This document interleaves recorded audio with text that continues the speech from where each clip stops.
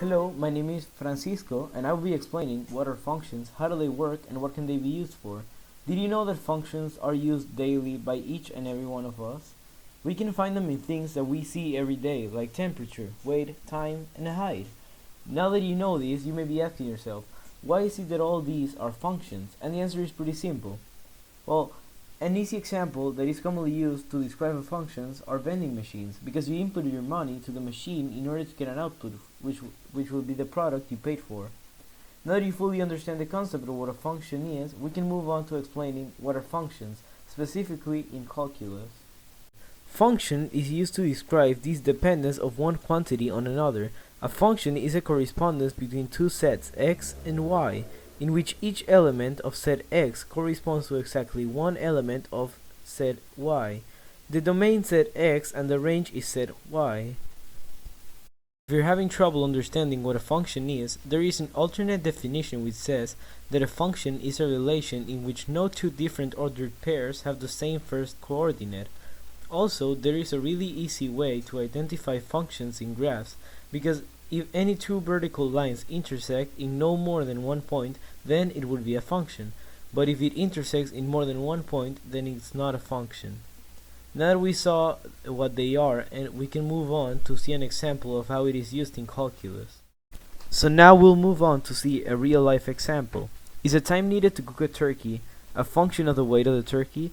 Well, as you can see in the chart under the turkey, yes it is. The time of the turkey cooks is determined by the weight of the turkey, being the time of the turkey cooks the range value and the weight of the turkey the domain value. So now that we've seen what a function is, we'll test your skills. For the United States Postal Service, is package weight a function of the postage paid to mail the package? No. A specific postage code can mail packages of different weights. Here's an example of how to write a function. A theater can be rented exactly 2, 3, or 4 hours. The cost is $100, the deposit, plus $200 per hour. The formula we would use would be F times H, which means hours, equals 200H plus 100. So on my right you can see a chart which shows the domain are 2, 3, and 4, and the range would be $500, $700, and $900. You can also see a visual representation on a graph under. There are many types of functions, but what I'm about to show you are the 8 most common types of functions. First, we have the constant function, which is when x equals to 0. The identity function, where the graph is a straight line and it's a parent of the linear function. Then we have the absolute value function, the squaring function, where the graph is a parabola and it is a parent of the quadratic function. Then we have the square root function, the cubing function, the reciprocal function, which is inverse to the identity function, and the inverse square function, which is inverse to the squaring function. Function notation, it is the way the function is written. As you can see here on the picture, f is the name of the function, x tells you that x is the input, and 2x tells you what the function does. In this particular function, it multiplies the input values by 2. It is important to note that function notation gives precise information about the function, and that letter f that you see in the picture is commonly a single letter, and it doesn't have to be f. It could be f, g, or h. Some advantages to using function notation would be that it avoids confusion about which function is being examined. Names have different letters, such as fx and gx, so that when you have two different functions, you can tell them apart. You can quickly identify the independent variable. For example, when you have fx equal to x plus 2b plus c, where the variable is x, you just have to replace the x. You can quickly see which element of the function is to be examined. So let's say they tell you to find f2 when fx is equal to 3x. It would be the same as saying find y when x is equal to 2 for y equals 3x.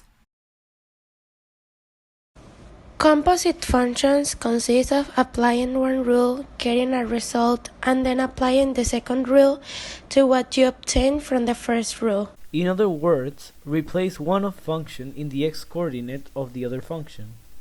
How to write a composite function? Some functions can be decomposed into 2 or more simpler functions. Don't forget that the domain of the first function must also be taken into account, not just the domain of the first one. And just a nutshell, they are write f of g of x. This is read f of g of x, and what this notation means if you're really basically plugging g of x inside of f of x. I'm going to go back, and everywhere there's an x I have to put something in, but this time the thing that I am substitute is in not just a simple number like 3. It says I have to substitute in the quantity 4 minus x. So the idea of composition of functions, instead of just kind of substitute a simple number if you are putting in a more complicated expression. So let's simplify this one down. This is 4 minus x times 4 minus x plus just 4 minus x if. So I fold this out. I'll get 4 times 4, which is 16. I'll get 4 times negative x, which is negative x4, 4x. Negative x times 4, that is negative 4x. Negative x times negative x, that is positive x squared. I have my plus 4. I am running out of room here, and my minus x still hanging out, and now it's just a matter of combining like terms. So now that you know what a composite function is and how to write them, I'll show you a real-life example of a multi-step conversion. So a bus travels at 60 kilometers per hour. You need to convert the speed to meters per second. So you will start with the formula to convert kilometers to miles per hour, and then just follow the process. So now that you learned what a composite function is, you may be wondering if there's a real-life application to it. And yes, there is. A lot of programmers around the world use composite functions to code. The other one is when in photography the negative is a function of the object. It is a fact. In fact, the object reverses another process, operates on the negative, and reverses the process again. So f of O is equal to 0, where f is equal f minus 1. Inverse function. In mathematics, an inverse function is a function that reverses another function. If the function f applied to amplitude x gives a result of y, then applying the inverse function j to y gives the result of x, and vice versa. However, not all functions have inverse functions. To obtain the inverse function, you solve algebraically as in the example. The function in the example is fx equal to x plus 3. Then put y for fx, so is y equal to x plus 3. Subtract 3 from both sides, so is y minus 3 equal to x. Divide both sides by 2, so is y minus 3 divided by 2 equal x. Swap sides, so is x equal y minus 3 divided by 2. What would be the inverse function of x squared? You're right, it'd be the square root of y. Remember, there has to be a one-to-one relationship between the domain and range for a function to have an inverse function. If there is more than one x value for a y value, you will not know which to reverse. To make currency conservation easier, we use function convert and the inverse function to convert back. Temperature conversion are a good example. Convert Fahrenheit to Celsius or convert back to Fahrenheit. Example of real-life application is currency conversion. Example, $1 is 2,402.9 Colombian pesos. To find out, one must use a function. If y is equal to the amount of pesos and x is equal to the amount of dollar one needs to convert them, y is equal x multiplied by 2,402.9. The inverse function to obtain the conversion will be x equal y divided by 2,402.9.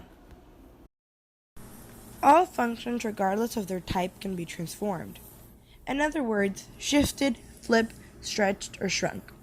Let's learn about function transformations, as this skill will be very handy, especially when we graph. The first group of transformations are rigid ones. because only the location of the graph changes, not its shape. Vertical translations are transformations in which the graph is shifted up or down when a constant k is added to the function. When the constant is positive, the graph is shifted upwards, and when it's negative, the graph is shifted downwards. Look at the squaring function when 3 is added. All points in the graph are shifted upwards. However, the function does not change. Similarly, the next example shows the function shifting downwards when negative 3 is added to it. Look at the animation. Vertical translations are easy, right?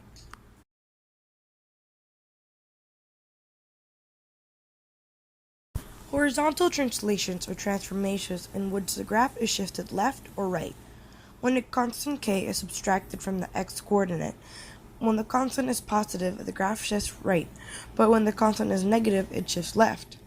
Look at the function. A negative constant is subtracted, resulting in an addition, so all the points on the graph shift 3 units left. Inversely, the positive constant 3 is subtracted, shifting all the points right 3 units. Look at the animation. Don't forget the subtraction is to the x-coordinate, and because you're subtracting, the minus and positive of the constant k affect the equation.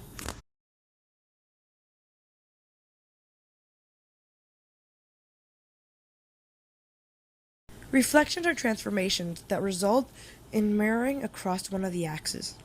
Reflections across the x-axis occur when the function is multiplied by -1, flipping the graph across the x-axis. The example shows a square root function being reflected across the x-axis. Look at the animation. The same happens to the quadratic function. Reflections across the y-axis occur when the x-coordinate is multiplied by -1, changing the function and flipping the constant across the y-axis. Look at the animation. What happens to the quadratic function? Next, non-rigid transformations are transformations which change the shape of the function. Vertical stretching and shrinking are transformations in which the graph of the function either stretches or contracts vertically. Stretching is a result of the multiplication of a positive whole number bigger than 1 and the function. See how the squaring functions is multiply by 4. Inversely, the graph contracts when the function is multiplied by a positive number between 1 and 0. In the example, 1/4. Look at the animation, which is a vertical stretching and which is a shrinking.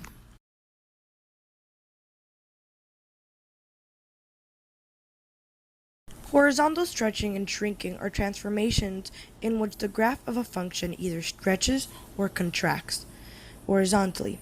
Stretching is a result of multiplying the x-coordinate and a positive number between 0 and 1. In the example, the cosine function is stretched as its x-coordinates are multiplied by 2/3. Inversely, the graph shrinks horizontally as a result of multiplying the x-coordinate and a positive number bigger than 1 in the example. The function shrinks as the x-coordinate is multiplied by 4. Look at the animation. Which graph is shrinking horizontally and which is stretching? Moreover, transformations can be combined and generally are in real-life situations. Finally, we will see applications. I chose a finance example. The profit of the sales of math books can be described by the function presented. The graph is expressed in profit versus weeks, beginning in September 1st. However, the sales are delayed 1 week, meaning the graph is shifted to the right.